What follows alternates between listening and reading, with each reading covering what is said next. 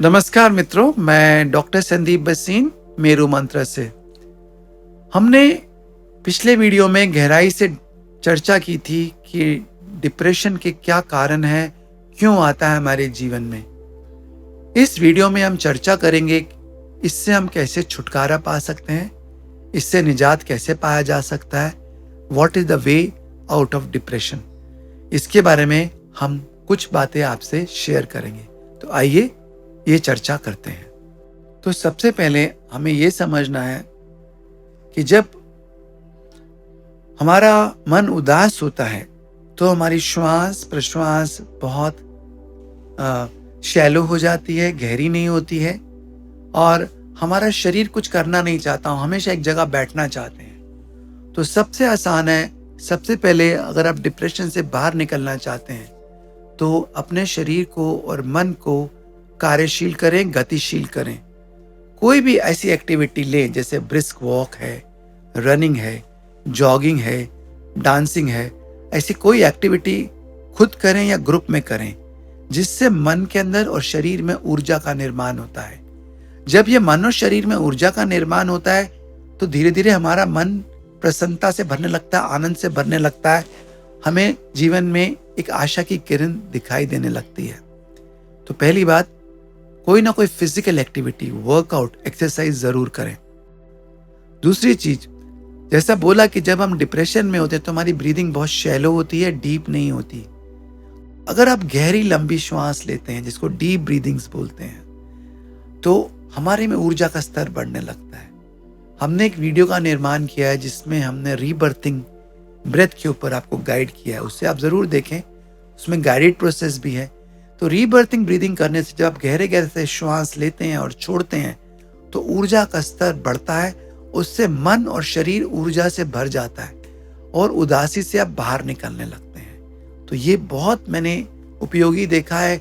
जो डिप्रेशन के पेशेंट हैं, अगर वो ठीक ढंग से कुछ गहरी श्वास लेते हैं 15 मिनट 20 मिनट तो उनके अंदर एक नई शक्ति का निर्माण होता है, उनका मन आनंद से भर जाता है।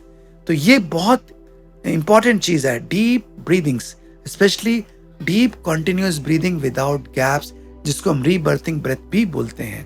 तो इस बात को ध्यान में रखें। इसके बाद जो चीज मैंने देखा कि बहुत सहायक होती है डिप्रेशन में, वो है अगर कोई आपको साइकोथेरेपिस्ट या थेरेपिस्ट मिले और आपको गाइड कर सके, बहुत सहानुभूति के साथ आपके दुख को, आपके दर्द को सुन सके और धीरे धीरे जान सके कि जो आपकी जड़ें हैं इस डिप्रेशन की, वो कैसे आपके बचपन के अंदर जो ट्रॉमेटिक इंसिडेंसेस थे या आपके जीवन में जो आत्मघात के कुछ ऐसे क्षण थे जब आपके मन को बहुत ठेस पहुंची, उन तक पहुंच सके और उन तनावों से, उन ट्रॉमा से आपको बाहर ला सकता है अगर, तो आप धीरे धीरे डिप्रेशन से मुक्त हो सकते हैं।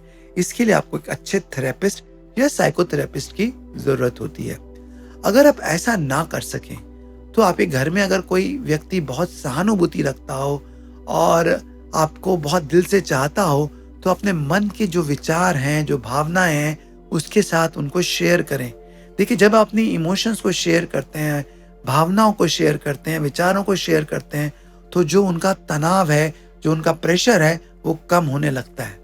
और अगर ये भी ना कर सकें तो आप एक कागज पर, पेंसिल पर या टेप रिकॉर्डर में अपनी जो मन की भावनाएं हैं उनको रिकॉर्ड करें, जिससे आप बहुत जल्दी अपने तनाव से बाहर आ पाएंगे या अपने दुख को कम कर पाएंगे। इससे बहुत फायदा होता है हमारा जो हम मानसिक भार लेके चल रहे हैं उसे कम करने में। इसके बाद आपको जो अपने जीवन में, क्या आपके जीवन का मुख्य लक्ष्य क्या है, उसको समझना है। What is my goal of life? What gives me maximum happiness? उस चीज को समझे। जो चीज आपके जीवन में आपको सबसे अधिक खुशी देती है उस पर समय लगाएं और उसके साथ अपना समय व्यतीत करें। अगर आप अपने जीवन में एक उद्देश्य समझ पाएंगे कि मेरे जीवन का उद्देश्य क्या है, मुझे क्या करना है जिससे मैं दूसरों के लिए उपयोगी हो सकूं, कुछ ऐसा करूं जिससे लोगों के काम आ सकूं, तो धीरे धीरे आपका मन जो है अपने अंदर ही अंदर बहुत एक सेल्फ कॉन्फिडेंस फील करेगा और आपका आत्म छवि बदलने लगेगी, आपका सेल्फ इमेज पॉजिटिव होने लगेगा। और ये सबसे इंपॉर्टेंट है डिप्रेशन के अंदर, अपनी सेल्फ इमेज को पॉजिटिव करना। तो जब आप ऐसे कुछ कार्य करते हैं जो दूसरों के लिए उपयोगी हैं, जो आपको एक मीनिंग ऑफ लाइफ देते हैं, तो आपको एक जीवन का लक्ष्य समझ में आता है और आपका जीवन एक प्रकाशमय होने लगता है, आनंदमय होने लगता है। इसके साथ साथ जो चीज़ बहुत इम्पॉर्टेंट है और जो आपको समझना है वो ये है कि हमें अपने विचारों पर ध्यान देना होगा। कॉग्निटिव थेरेपी के अंदर ये माना जाता है कि जो लगातार विचार हमारे भीतर चल रहे हैं उसी से हमारी इमोशंस यानी भावनाओं का निर्माण होता है, और जब भावनाओं का निर्माण होता है वही हमारे शरीर में संवेदनाएं यानी सेंसेशंस क्रिएट करती हैं। यानी कि आपके विचार है, थॉट है, उससे कुछ आपकी इमोशन यानी भावना का निर्माण होता है, और ये इमोशन या भावना आपके शरीर में कोई ना कोई रिएक्शन क्रिएट करती है, फीलिंग्स क्रिएट करती है, सेंसेशंस क्रिएट करती है। तो अगर हम अपने विचारों को बदलते हैं और समझते हैं तो हम अपनी भावनाओं को भी बदल सकते हैं और अपने शरीर में होने वाली संवेदनाओं को भी बदल सकते हैं। तो जो विचार आपके चल रहे हैं, नेगेटिव थॉट्स चल रहे हैं अगर कॉन्स्टेंटली, तो आपको अपने आप को समझाना है, बोलना है कि मेरे विचार हमेशा सत्य नहीं होते। और हम अपने सारे विचारों को ऐसा मान लेते हैं कि they are the absolute truths, but that is not always truth. आपको अपने विचारों से अलग हटना है और ये समझना है कि all my thoughts are not truth, मेरे सारे विचार सत्य नहीं हैं। इस बात को जब आप समझ लेंगे तो आप समझ जाएंगे कि हर विचार के साथ रिएक्ट करना इमोशनली और फिजिकली आवश्यक नहीं है। इसके साथ साथ जितना समय आप दृष्टा भाव में आएंगे, माइंडफुलनेस में आएंगे, ध्यान के माध्यम से, या जब भी बैठे हैं दृष्टा के भाव में बैठेंगे, तो आप अपने विचारों से और भावनाओं से धीरे धीरे दूर होते जाएंगे और उनसे मुक्त होते जाएंगे। तो ये विचार और भावनाएं फिर आपके जीवन के अंदर ज्यादा भूचाल नहीं ला पाएंगी, उथल पुथल नहीं कर पाएंगी। आपका जीवन ज्यादा नियमित और एक सरल जीवन हो पाएगा, एक बैलेंस लाइफ हो पाएगा। तो माइंडफुलनेस को अपने जीवन का एक हिस्सा जरूर बनाएं, जिससे आपको बहुत फायदा होता है। एक और चीज जो मैं आपको बोलना चाहूंगा, हमें समझना है कि हमारे जीवन में जो सबसे महत्वपूर्ण वस्तु है, चीज है, वो पैसा नहीं है, वो प्रेम है। और प्रेम किससे? जो आपके मित्र हैं, जो आसपास के लोग हैं। आपको अपने आप से पूछना कि मेरे जीवन में मुझे सबसे अधिक प्रिय कौन है, कौन कौन लोग मुझे अधिक प्रिय हैं।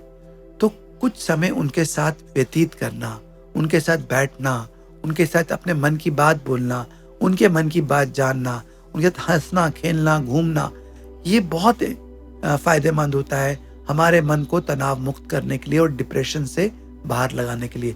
अगर आप डिप्रेशन में और आपके साथ कुछ अच्छे मित्र हैं जिनसे आप अपने मन की बात कह पाते हैं, तो ये आपके लिए काफी सहायक होता है।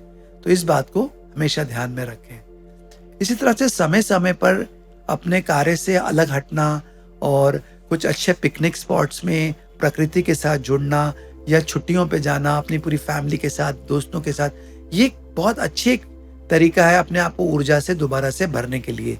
क्योंकि आप अपने normal day to day routine से अलग हो पाते हैं, मन के अंदर एक उत्साह भर पाता है, एक आनंद भर पाता है, और आप फिर से जीवन में तैयार हो जाते हैं अपनी प्रॉब्लम्स से और समस्याओं से जूझने के लिए। और सबसे बड़ी बात, दिन भर जो भी जीवन में आपके साथ अच्छा हो रहा है उसके लिए कृतज्ञ भाव यानी ग्रेटिट्यूड को लेके आए। Be thankful for whatever is good happening in your life. That will fill you with lot of positive images, positive emotions and positive neurochemicals. इस बात को ध्यान में रखें। तो मित्रों, इन सब चीजों के साथ मैं कहूंगा, आपका या किसी आपके जानने वाले को डिप्रेशन है तो उसको लाइटली ना लें, इन बातों को ध्यान में रखें और ठीक से उसका ट्रीटमेंट लें। धन्यवाद।